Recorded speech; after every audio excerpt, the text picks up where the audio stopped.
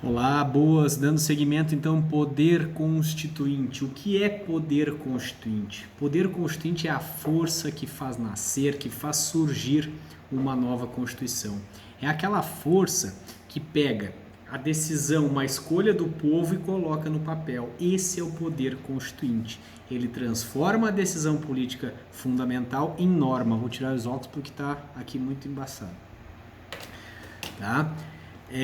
É o poder então que faz transformar a vontade popular lá em 87, 85, 86, 87. Qual era a vontade do povo? O povo queria a democracia novamente, queria poder escolher os seus representantes, escolher os rumos que o país queria tomar. Tá? Tanto que elegeu uma Assembleia Nacional Constituinte para fazer a Constituição. Então, o poder constituinte é essa força que faz surgir a Constituição. A origem do poder constituinte. Tem um detalhe, né? Uma coisa é você verificar a origem do poder constituinte. Outra coisa é verificar quando ele foi sentido, sistematizado e pensado. Por quê? Porque o poder constituinte ele se origina no constitucionalismo. Então, sempre que houve constitucionalismo, houve poder constituinte. Mas foi só no livro O que é o Terceiro Estado, de 1789, né, de José Sieyès, que ele sistematizou esse poder constituinte, tá bom? Outra coisa que a gente precisa lembrar aqui, ó, a natureza jurídica do poder constituinte. Qual é a natureza jurídica do poder constituinte? Sobre isso há dois posicionamentos. Existe uma corrente juspositivista e uma corrente jusnaturalista, ou seja, existem duas ideias, duas correntes, né, dois tipos de pensamentos que ensinam o que é poder constituinte, a natureza. Quando eu pergunto a natureza, eu estou querendo saber o que ele é para o direito. Isso é natureza. Quando alguém te pergunta a natureza de uma coisa, a natureza do peixe. Qual é a natureza jurídica do peixe? Eu quero saber o quê? O que o peixe é para o direito. Tá? E você vai me dizer, depende. Se ele estiver no mar é uma coisa de ninguém, um res nullius, né? Se ele estiver na peixaria, ele é uma coisa apropriável, consumível, então tudo depende, certo? Então, a natureza do poder constituinte. Para Hans Kelsen, que nós já vimos, falamos já de Hans Kelsen, ele diz, a corrente dele é juspositivista, ele diz que o poder constituinte é um poder de fato, que ele não vem de lugar nenhum, né? Ele é um poder por si só, ele é um produto da história. Ele não encontra origem, ele não encontra criação em lugar nenhum. Tá? Ele existe, simplesmente existe. Outro posicionamento jusnaturalista de Tomás de Aquino, ele diz o quê? Que o poder constituinte é um poder do direito, mas qual direito? De um direito natural. É o que eles explicam, tá bom? Olha só. Ainda aqui me recuperando do Covid, ainda estou com Covid, né? Atores do poder constituinte, quem são os protagonistas, quem participa do poder constituinte? Bom, existe o titular do poder constituinte. Quem é o titular do poder constituinte? O titular do poder constituinte, pelo menos no nosso constitucionalismo, é o povo que é o titular do poder constituinte. Mas pode ser que em constitucionalismos diferentes do nosso, os titulares do poder constituinte seja um rei, né? Seja um ditador, enfim, depende do lugar em que você está falando. Aqui no Brasil, o titular do poder constituinte é o povo. Mas quem é outro ator? Eu estou falando dos atores ou protagonistas do poder constituinte. Eu disse o titular e tem também o exercente. Quem é o exercente? É aquele que pega a vontade do povo e coloca essa vontade no papel. Esse é o exercente do poder constituinte, tá bom? E quem é, no nosso caso, o exercente do poder constituinte? No caso brasileiro, o exercente do poder constituinte foi uma Assembleia Nacional Constituinte que foi eleita lá em 1986, 87, por ali, para a elaboração da nossa Constituição, tá bom? Só lembrando ainda, dentro de exercente do poder constituinte, ele pode ser eleito, que foi o nosso caso, ou não eleito. O próprio titular do poder, ele vai lá, eu imagino um ditador, ele mesmo faz a Constituição, ele chama algumas pessoas para fazer a Constituição, eles estão exercendo o poder constituinte, tá bom? Espécies de poder constituinte. Depois na capa desse episódio eu vou colocar um organograma, né, conforme a aula foi passada. Espécies do poder constituinte. Bom, Aqui nós temos o poder constituinte originário, que é o responsável por dar a nova Constituição, por fazer a nova Constituição, por transformar essa vontade do povo em Constituição. E também nós temos o poder constituinte derivado. Tá? Esse poder constituinte derivado, ele deriva do poder constituinte originário, por isso que ele é derivado, né? Esse poder constituinte derivado, ele pode ser reformador ou poder constituinte decorrente. O que é o poder constituinte reformador? O poder constituinte reformador são hoje os nossos deputados e senadores, que são os responsáveis por quê? Por reformar a nossa Constituição, por alterar a nossa Constituição em alguns pontos que ela precisa. Eles são os responsáveis, eles são os titulares, os exercentes do poder constituinte derivado reformador. Mas também temos o poder constituinte derivado decorrente. O que é o poder constituinte derivado decorrente? É aquele poder responsável pela elaboração das constituições dos estados, poder constituinte derivado decorrente, tá? Olha só, a doutrina ainda fala em outros poderes constituintes, tá? Mas eu preciso fazer uma advertência aqui. Para alguns doutrinadores, poder constituinte é só um, é aquele que é o responsável por fazer a Constituição. Os demais não são poderes constituintes, são poderes constituídos, ou seja, poderes que derivam do poder constituinte. Mas, de todo modo, como a doutrina fala em diversas espécies de poder constituinte, eu vou apresentar aqui. Tá? Ah, professor, mas o que eu vou, na prova, o que eu vou adotar? Você vai abordar o seguinte, as espécies do poder constituinte originário e poder constituinte derivado. E daí vai botar a observação, olha, em que pese doutrinadores tragam diversas espécies de poder constituinte, né? Em verdade, só existe o poder constituinte originário e o poder constituinte derivado. Tá? O que seria, por exemplo, poder desconstituinte? É o poder responsável por apagar uma Constituição. Só quem é o poder desconstituinte? O poder desconstituinte, na verdade, é o poder constituinte originário, porque no momento que ele passa a fazer uma Constituição, ele apaga a outra. Não tem como num país ter duas Constituições, não, só temos uma Constituição. Então o poder desconstituinte, o que é o poder desconstituinte? O poder desconstituinte nada mais é do que o poder originário apagando a velha Constituição e fazendo uma outra. Tá? Poder constituinte material. O poder constituinte material nada mais é do que o titular do poder constituinte. O poder constituinte material é o povo. E quem é o poder constituinte formal? O poder constituinte formal é o exercente do poder constituinte, é aquele que faz a Constituição, que é responsável pela elaboração da Constituição. Tá, mas tem que saber tudo isso? Não, tem que passar tudo isso, né? Poder constituinte material, poder constituinte formal, poder constituinte fundacional. O poder constituinte fundacional, na verdade, é o poder constituinte responsável por fazer a primeira Constituição de um país. Imagina que deu início a um país. O Brasil, lá em 1824, 1822, declarou a independência de Portugal e depois, na sequência, ele se tornou um país. Né? Em 1824, ele se deu uma Constituição. O poder constituinte lá, que na época era o imperador, né? O imperador, ele era o titular e o exercente do poder constituinte, e ainda de tudo isso, ele era o poder constituinte fundacional, porque ele fundou o país. Temos também o poder reconstituinte. Tá? O que seria o poder reconstituinte? A doutrina menciona o poder reconstituinte naqueles países que foram invadidos, que foram tomados, um grupo tomou lá o país, enfim, e deu ali e reconstituiu aquele país, dando uma nova Constituição. Nada mais é do que um poder constituinte originário que reconstrói um país. Tá bom?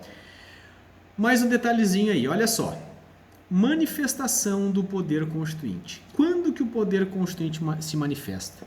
O poder constituinte ele não se manifesta a qualquer momento, a gente não vê o poder constituinte originário, porque o poder constituinte derivado, aquele responsável por alterar a Constituição, ele está toda hora se manifestando. Se você for ver, a nossa Constituição tem mais de 100 emendas constitucionais. Tá? Então, o poder constituinte derivado reformador, ele está em constante manifestação, aperfeiçoando a Constituição. Agora, o poder constituinte originário, aquele que é responsável por dar uma nova Constituição, por dar um novo regramento constitucional, esse não se manifesta em qualquer momento, ele se manifesta às vezes em alguns períodos de grave crise. O Brasil, todas as constituições que nós tivemos, elas não vieram de momentos pacíficos, mas elas vieram de momentos de crise. Enquanto o país está em ordem, não existe uma crise, né? não existe uma grave instabilidade, a Constituição é a única coisa que faz o país ficar no trilho. Então, não é a qualquer momento que você vai pedir ou se dar uma Constituição. Na verdade, o que a gente tem que fazer é manter a Constituição, é respeitar a Constituição e não ficar trocando, né? Então, vamos reformando, melhorando a Constituição, mas mantendo aquele espírito da Constituição que foi estabelecido lá em 88. Mas, enfim, manifestações do poder constituinte. O poder constituinte, como eu falei, ele se manifesta em momentos de crise, né? Esses momentos, geralmente, eles rompem, o poder constituinte, ele rompe, ele desconstitui, ele desconstrói toda uma ordem constitucional e vem e dá uma outra. Você já ouviu falar em golpe de Estado, né? Golpe de Estado, golpe militar que nós tivemos, já tivemos 2 golpes militares. Esses momentos foram de ruptura constitucional. Por quê? Um grupo que estava ao lado do poder vem e tira o outro grupo. Isso é o momento que, nesse momento que eles tiram o outro grupo, acaba ocorrendo uma ruptura constitucional. Todo mundo que assume o poder, a primeira coisa que ele faz o quê? Ele bota as regras, ele impõe as regras. Tá? Então, toda vez que houve uma ruptura com a ordem constitucional anterior, essa nova pessoa que assumiu o poder vem e impõe as regras. Então, os momentos de ruptura, pode ser momentos, geralmente são momentos bélicos, de briga, de revolução, de revolta, de golpe, tá? Ou também pode ser momentos pacíficos. Nós tivemos momentos bélicos de revolta, de ruptura, com meio de revolta, de briga no Brasil, mas também nós tivemos um momento pacífico de transição constitucional, que foi, né, do regime militar lá em 85, que veio a emenda constitucional número 26 de 1985 e estabeleceu que seria feita uma nova Constituição, seria eleita uma Assembleia Nacional Constituinte para fazer a nova Constituição, e daí os militares entregariam, né, o poder para as pessoas que buscavam lá uma democracia, tá? Então, eu estou falando aqui de manifestação do poder constituinte. O poder constituinte, ele se manifesta ou de forma bélica, né, de forma de revolta, ou ele se manifesta de forma pacífica, tá? Mas sempre que ele se manifestar, sempre que o poder constituinte, olha aqui a regra, sempre que o poder constituinte originário se manifestar, ele rompe, ele acaba com a Constituição anterior e vem dar outra. E ele se manifesta em momentos de revolta ou ele manifesta em acordos, em momentos de transição constitucional, tá bom? Outro detalhe, características. Olha só um detalhezinho aqui, ó. A emenda constitucional número 26 de 1985, ela foi uma emenda na Constituição de 1967. Ela convocou eleições gerais para a criação de uma Assembleia Nacional Constituinte, né? Essa Assembleia Nacional Constituinte começou a trabalhar em 1º de fevereiro de 1987 e entregou a Constituição em 5 de outubro de 1988. Maravilha? Outro detalhe aqui. Vamos lá, então. Características do poder constituinte originário. O poder constituinte originário, ele é inicial. Como assim ele é inicial? É porque a partir dele que se inicia tudo, né? Antes da manifestação do poder, momento que eu já falei ali, o poder constituinte originário se manifesta, ele rompe, ele apaga tudo, ele é desconstituinte, ele apaga tudo o que fez e ele dá início a uma nova ordem, a um novo país, a uma nova ordem constitucional. Então, ele é inicial, ele inicia a ordem jurídica, tá? E ao lado dele não há outro poder. Ele também é autônomo. Por quê? Porque ele é autônomo. Porque ao lado ele anda sozinho. No momento que o poder constituinte está fazendo a Constituição, ele está sozinho, não tem nada do lado dele. Ele é incondicionado, é ilimitado, ele não encontra limites, o poder constituinte. Tá? Ele, por quê? Por que ele não encontra limites? Porque ele está criando a ordem jurídica, não tem regra acima dele, é ele que está estabelecendo as primeiras regras. Então, ele é inicial, ele é autônomo, ele é incondicionado, ele é ilimitado, ele é insubordinado, tá bom? Mas daí você vai me perguntar, mas o poder constituinte pode fazer tudo? Ele pode fazer o que quiser? Na realidade, ele não encontra limites na ordem jurídica. Tá? Ele não encontra limites na ordem jurídica, o poder constituinte originário, porque não tem regra antes dele. Ele que estabelece a primeira regra, o poder constituinte originário. Agora ele encontra limites na tradição e na cultura de um povo. Encontra limites na tradição e na cultura de um povo. Como assim encontra limites? Ora, tem certas coisas que no Brasil, mesmo que que o poder constituinte quisesse, ele não conseguiria fazer. Por exemplo, a questão da família, a questão da propriedade privada, tirar a propriedade privada das pessoas, a questão da igualdade entre as pessoas, questões relativas à escravidão, isso aí não volta mais para o Brasil, nem que o poder constituinte viesse novamente, que o povo não aceitaria. Então, o poder constituinte, você falou que o poder constituinte é ilimitado. Ele é ilimitado juridicamente, mas material e faticamente ele encontra limites na cultura e na tradição de um povo. Tá bom? Maravilha? Olha só. Positivação da nova Constituição. Como assim positivação da nova Constituição? A positivação da nova Constituição é o último ato do poder constituinte. O poder constituinte, ele fez a nova Constituição, agora ele vai botar essa nova Constituição em vigor, ele vai colocar ela para o povo. Como que ele faz? Vocês já sabem que nós já falamos. Ele pode fazer por outorga, né? Se a Constituição ali foi feita unilateralmente por um ditador ou algo tipo, ele vai outorgar essa Constituição. Agora, se a Constituição é por vontade popular, ele vai promulgar a Constituição. Tá bom? Ainda, nós lembramos da Constituição cesarista, que falamos semana passada, não sei que dia. Essa Constituição, ela depende de um referendo, né? Então, a Constituição, ele vai positivar a Constituição por outorga, por promulgação, ou ainda, se for uma Constituição cesarista, ele vai chamar o povo para que o povo se manifeste se quer ou não essa Constituição. Tá bom? Mais um ponto aí, ó, fenômenos de direito intertemporal. Fenômenos de direito intertemporal. Agora começou a ficar chata a coisa, mais do que já estava, né? Então, nós vamos falar o seguinte, relação da Constituição atual com a velha Constituição. Então, o Poder Constituinte se deu uma nova, né? Nos deu uma nova Constituição. O povo, né, se deu uma nova Constituição. Como que vai ficar a Constituição anterior? A regra é que ela será revogada totalmente. Ela vai morrer. Essa é a regra. Revogação total. Fenômenos de direito intertemporal. Eu quero saber da relação da nova Constituição com a velha. A nova Constituição pode simplesmente chegar e matar a Constituição velha. A revogação total. Ou então a nova Constituição pode rebaixar a Constituição velha. Ou seja, dizer que é desconstitucionalizar essa Constituição. A nova Constituição vem dizer assim, Constituição velha, agora tu não é mais Constituição, agora eu vou te adotar como lei. Tu é uma lei infraconstitucional, tá? Tu vai para um grau inferior aqui. Ou então ela pode dizer assim, a nova Constituição diz assim, ela prorroga, Constituição velha, em certos pontos você vai continuar. Como assim prorrogar em certos pontos vai continuar? Por exemplo, se vocês for olhar o ADCT, o Ato das Disposições Constitucionais Transitórias da nossa Constituição, artigo 27, parágrafo 1º, ele diz o quê? Ele criou, porque a nossa Constituição de 88, ela criou o STJ. Só que uma coisa é você criar um tribunal no papel, outra coisa é você fazer ele trabalhar, começar a atuar. E isso demora um tempo. Então, o que aconteceu? O Constituinte de 88 criou o STJ e ele pegou parte das competências do Supremo Tribunal Federal e passou para o STJ. Só que a Constituição diz o seguinte, Supremo Tribunal Federal, enquanto não for criado o STJ, você vai continuar exercendo as competências do STJ até a efetiva criação dele. Então, ela prorrogou as normas que tratavam da competência do Supremo Tribunal Federal até a efetiva criação do STJ, tá bom? Prorrogação. Maravilha? Mais um detalhe. Agora, ainda dentro de fenômenos de direito intertemporal, relação da nova Constituição com a legislação infraconstitucional que existia antes dela.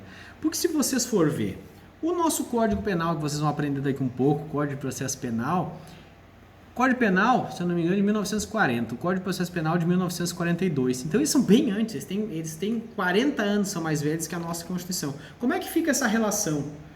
Porque chegou em 88, o Código Penal, por exemplo, está aqui, né? Só que chegou em 88 e veio a Constituição. O que acontece?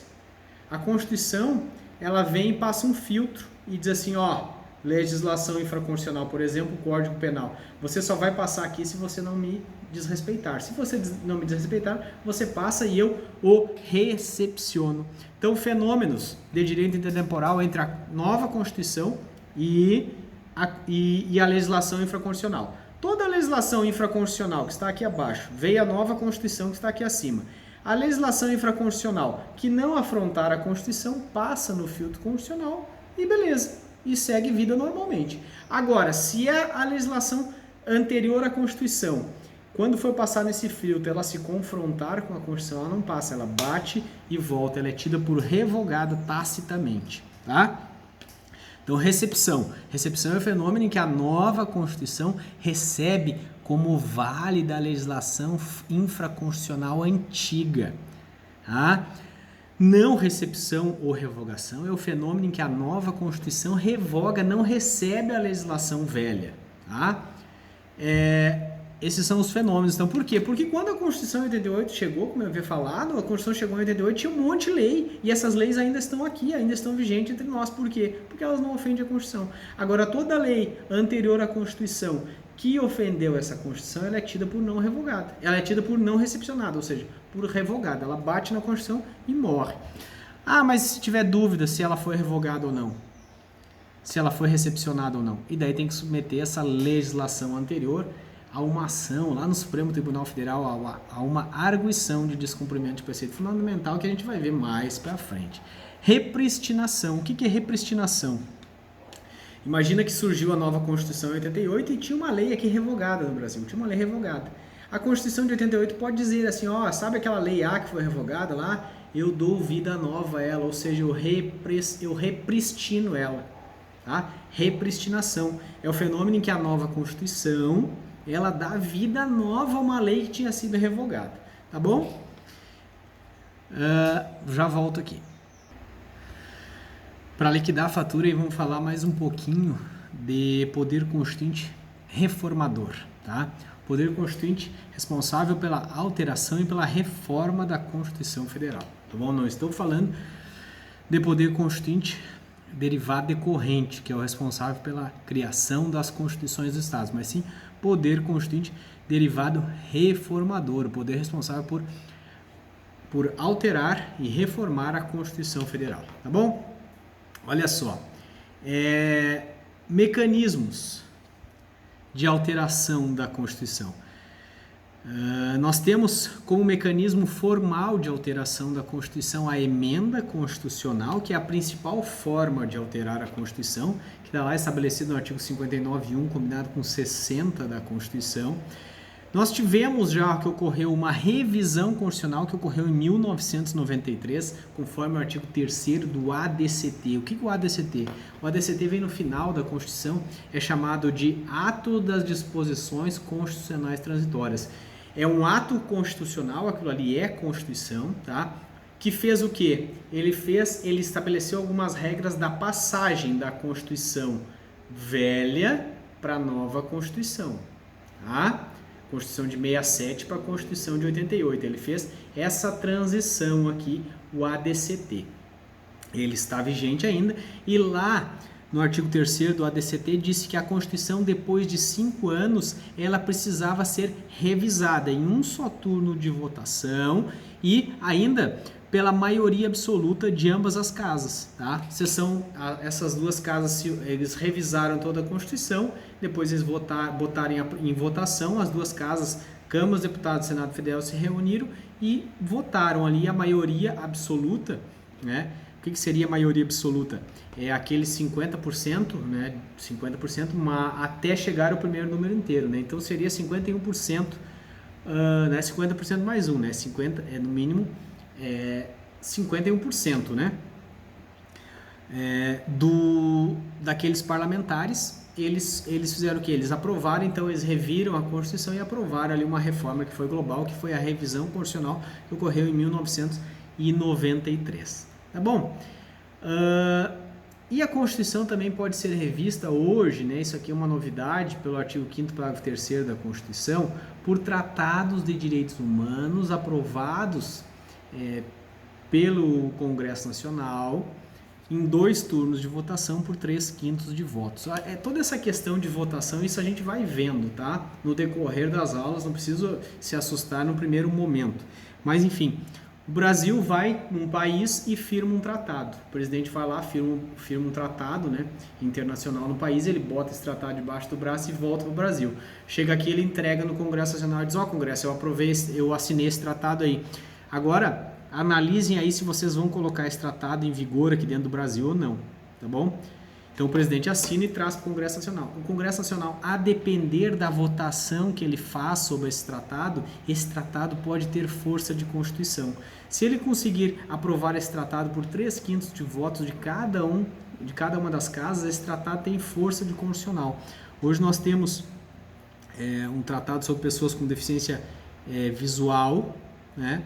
E o tratado sobre pessoas com deficiência física. Esses tratados eles têm força de Constituição no Brasil. Então, se você comprar uma nova Constituição, já tem ali 2 convenções ali atrás. São tratados que o Brasil fez parte. Eles foram aprovados no Brasil por 3/5 de votos em dupla votação em cada uma das casas. Tá? Então, as 3 formas de alterar a Constituição: emenda constitucional, revisão constitucional e por tratados de direitos humanos aprovados por 3/5 das casas do Congresso Nacional em votação dupla em cada uma das casas. Tá bom?